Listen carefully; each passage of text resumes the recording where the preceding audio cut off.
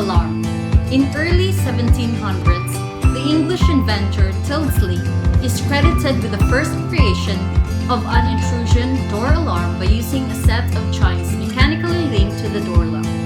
In 1853, the first electromagnetic alarm system was patented in June 21 by Augustus Russell Pope in Boston. Up until this point, most people had relied on noise from startled animals and guard dogs or mechanical ringing to catch any intruders. Now its contribution. The security alarm is beneficial to detect intrusion or unauthorized entry into a building or other areas such as home or school. Security alarms are used in residential, commercial, industrial, and military properties for protection against theft or property damage, as well as personal protection against intruders. Security alarms in residential areas show a correlation with decreased theft. Car alarms likewise help protect vehicles and their contents. Prisons also use security alarms for control of inmates. Telescope. The history of the telescope can be traced before the invention of the earliest known telescope, which appeared in 1608 in the Netherlands when a patent was submitted by Hans Lippershey, an eyeglass maker. Although Lippershey did not receive his patent, use of the invention soon spread across Europe. His device, called a pitchker or looker, was, according to Hans, able to magnify an image up to 3 times. His telescope had a concave eyepiece aligned with a convex objective lens. One story goes that he got the idea of his design after observing 2 children in his shop holding up 2 lenses that made a distant weather vane appear close. These instruments help us make the first valid measurement of the speed of light. Telescopes have also helped us understand gravity and other fundamental laws of the physical world. Telescopes have also helped us understand the light that radiates from the sun and other stars. Microscope. In the late 16th century, several Dutch lens makers designed devices that magnified objects. But in 1609, Galileo Galilei perfected the first device known as a microscope. Dutch spectacle makers Zacharias Janssen and Hans Lippershey are noted as the first men to develop the concept of the compound microscope. The invention of the microscope allowed scientists and scholars to study microscopic creatures in the world around them.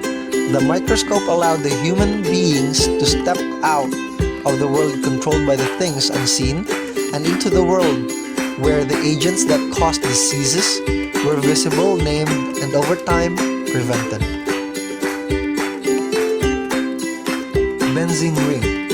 Benzene was first discovered by the English scientist Michael Faraday in 1825 in illuminating gas. In 1834, German scientist Eilhard Mitscherlich heated benzoic acid with lime and produced benzene. In 1845, German scientist A.W.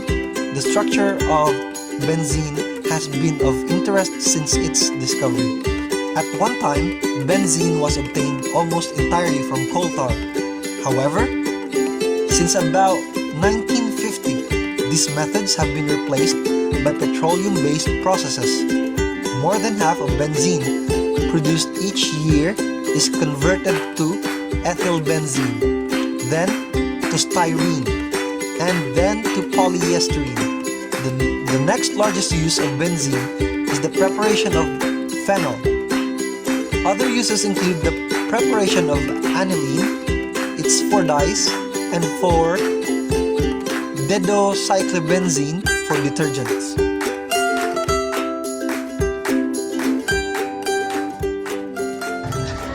Guns. The first device identified as a gun, a bamboo tube that used gunpowder to fire a spear, appeared in China. The Chinese had previously invented invented gunpowder in 9th century. The knowledge of making powder weapons in Java is thought to have originated from the Mongol invasion in 1293. During a long period of time, guns have changed the world considerably. They help to defend oneself. They make easier, faster to kill and injure people. Very often, innocent people. Cell phones. Mobile phones were invented as early as the 1940s when engineers working at AT&T developed cells for mobile phone-based stations. Motorola, on 3rd April 1973, were first company to mass-produce the first handheld mobile phone. Cellular technology has had other wide-ranging effects on the society. It has played a key role in the information age, allowing people to telecommute and live and work where they want. Over 90% of current users say it makes them more efficient workers. Cell phones also provide a sense of safety for users. 3D painting. The earliest stop of the producing three-dimensional objects through additive layering goes back to the 1970s, if not earlier. But it wasn't until 1981 that the first 3D printing patent was awarded to Hideo Kodama of Japan in 1981. Kodama had invented a device which used a UV light to harden photoreactive polymers. 3D printing or additive manufacturing has the potential to democratize the production of goods, from food to medical supplies to great coral reefs.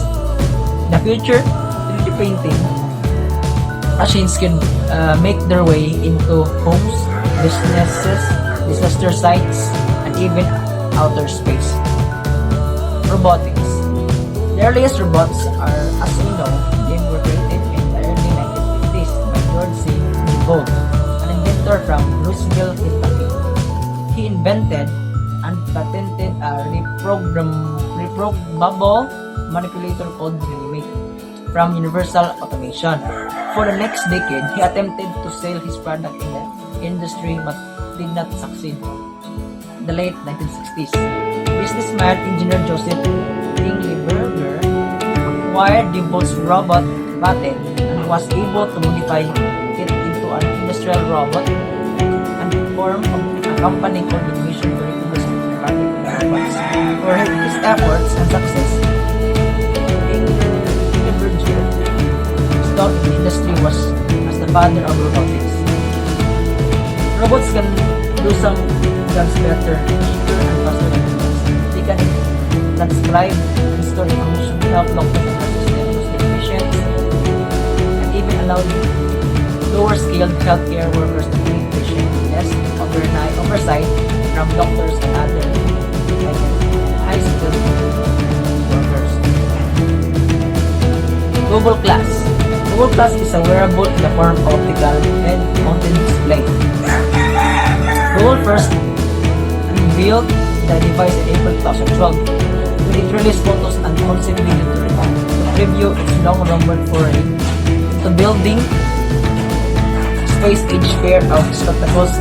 Serge Brin wore a prototype of the glass on April 5, 2012 Foundation Fighting Blindness event in San Francisco in May 2012.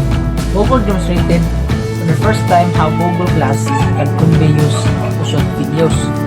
Google Glass was a wearable computer that allowed users to access a wide variety of functions, including using the internet, recording what they were seeing, getting travel directions, repeating texts, sending emails, and playing music, all without the use of their hands. CCTV. The system was designed by the engineer Walter Brock, and it was set up for the monitoring of video rackets. It wasn't until 1949 that the technology was launched on commercial basis. In that year, an American government